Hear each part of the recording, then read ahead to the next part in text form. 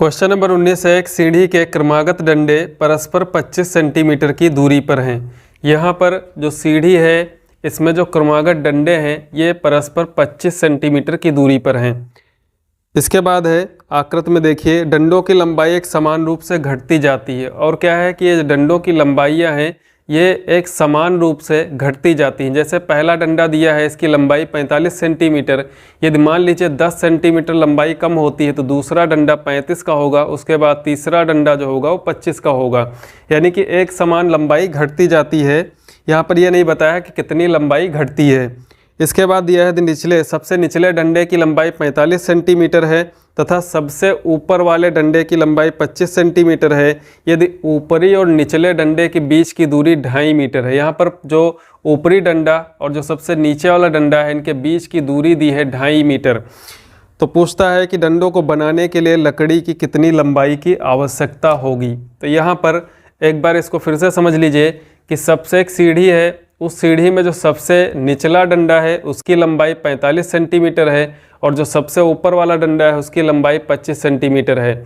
यहाँ पर इन दोनों के बीच की कुल दूरी 2.5 मीटर है और प्रत्येक डंडे के बीच में जो दूरी है वो 25-25 सेंटीमीटर की है। डंडों की लंबाई एक समान रूप से घटती जाती है, लेकिन ये नहीं पता है कि कितनी लंबाई घटती है, यानी कि इन पदों के बीच का अंतर नहीं पता है। तो यहाँ पर जो दिया हुआ है कि ऊपरी व निचले डंडे के बीच की दूरी 2.5 मीटर है, इसको आप 2.5 मीटर करके लिख सकते हैं। और मीटर को सेंटीमीटर में चेंज करना है तो 100 से गुणा कराएंगे तो यहाँ जाएगा 250 सेंटीमीटर। यानी कि प्रथम और अंतिम डंडे के बीच की दूरी 250 सेंटीमीटर है। अब यहाँ पर प्रत्येक डंडे के बीच की दूरी कितनी है, 25 सेंटीमीटर दिखाई गई है। तो कुल डंडों की संख्या कितनी होगी, जो 250 सेंटीमीटर है उसको 25 से भाग करा देंगे तो 10 डंडे। इस सीढ़ी में जो कुल डंडे लगे हैं वो कितने होंगे, 10 होंगे। अब यहाँ पर आपको प्रथम यानी कि 45 जो पहला डंडा है उसकी लंबाई दी है 45 सेंटीमीटर और जो अंतिम डंडा है उसकी लंबाई दी है 25 सेंटीमीटर। बीच के डंडों की लंबाइयाँ नहीं ज्ञात हैं, लेकिन कुल डंडों की संख्या यानी कि जो n दिया है वो कितना है, 10 है। तो एक ऐसी समांतर श्रेणी बनी है कि जिसमें पहला पद ज्ञात है और अंतिम पद ज्ञात है, घटते क्रम में है, पदों की संख्या ज्ञात है। तो यहाँ से a बराबर लिख लेंगे 45।